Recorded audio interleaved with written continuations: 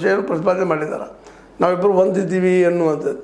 ಇದೇ ರೀತಿಯಾಗಿ ಒಂದು ಬಾಗಲಕೋಟೆಯಲ್ಲಿ ನಮ್ಮ ಯಡಿಯೂರಪ್ಪನವರು ಅಲ್ಲಿಯೂ ಸಭೆಗಳನ್ನು ಮಾಡ್ತಾಯಿದ್ದಾರೆ, ಸಮಾರಂಭ ಮಾಡ್ತಾಯಿದ್ದಾರೆ, ಭೇಟಿ ಆಗ್ತಾಯಿದ್ದಾರೆ. ಜನ ಮನಕ್ಕೆ ಹೋಗಿ ಭೇಟಿಯಾಗಿ ಇವ್ರನ್ನ ಆರೈಕೆ ಮಾಡ್ಕೊಂಬರ್ರಪ್ಪ, ನಮ್ಮ ಕರಿಬಸಪ್ಪನವರನ್ನು ಅಂದರೆ ಶ್ರೀನಿವಾಸ ಕರಿಬಸಪ್ಪನವರನ್ನು ದಾಸ್ ಕರಿಯಪ್ಪ ಅವ್ರನ್ನ ಆರಿಸ್ಕೊಂಡು ತೊಗೊಂಡು ಬರ್ರಿ ಅಂತೇಳಿ ಪ್ರಚಾರ ಮಾಡ್ತಾಯಿದ್ದಾರೆ.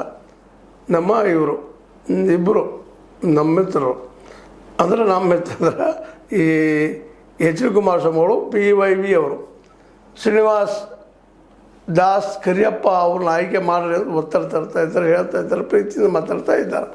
ಇದೇ ಸಂದರ್ಭದಲ್ಲೇ ನಿಮಗೆ ಗೊತ್ತದ ಈ ಒಂದು ಬಾಗಲಕೋಟೆಯಲ್ಲಿ ಪ್ರಚಾರ ಜೋರು ನಡೆಸಿದ್ದಾರೆ ನಮ್ಮ ಯಡಿಯೂರಪ್ಪನವರು. ಅವ್ರಿಗೆ ಮುಖ್ಯ ಇವತ್ತು ತಮ್ಮ ಮಗನ ಒಂದು ರಾಜಕೀಯ ಭವಿಷ್ಯನ ಸ್ಥಾಪಿಸಿ ಹೋಗ್ಬೇಕಂತ ವಿಚಾರ ಮಾಡ್ಲಿಕ್ಕೆ ಅದು ಎಷ್ಟು ಮಟ್ಟಿಗೆ ಇದು ಯಶಸ್ವಿ ಆಗ್ತಾರೆ ನೋಡ್ಬೇಕಾಗಿದೆ. ಯಾಕಪ್ಪ ಅಂತಂದ್ರೆ ಈಗಾಗಲೇ ನಿಮಗೂ ಗೊತ್ತದ ಈ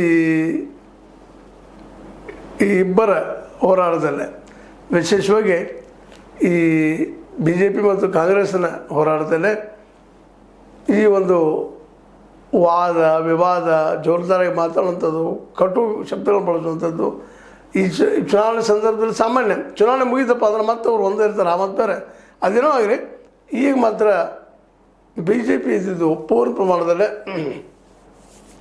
ಕಾಂಗ್ರೆಸ್ನ ವಿರೋಧ ಮಾಡುವಂಥ ಕೆಲಸವನ್ನು ಮಾಡಲಿಕ್ಕತ್ತದ. ಅದರ ನೆಪವಾಗಿಲ್ಲ ಯಡಿಯೂರಪ್ಪನವರು ಇವತ್ತು ಜೋರಾಗಿ ಬಾಗಲಕೋಟೆಯಲ್ಲಿ ಒಂದರಿಂದ ಒಂದು ಸಭೆಗಳನ್ನ ಮಾಡ್ತಾ ತಮ್ಮ ಅಸ್ತಿತ್ವವನ್ನು ತೋರಿಸೋದ ಕೆಲಸವನ್ನು ಮಾಡ್ತಾಯಿದ್ದಾರೆ.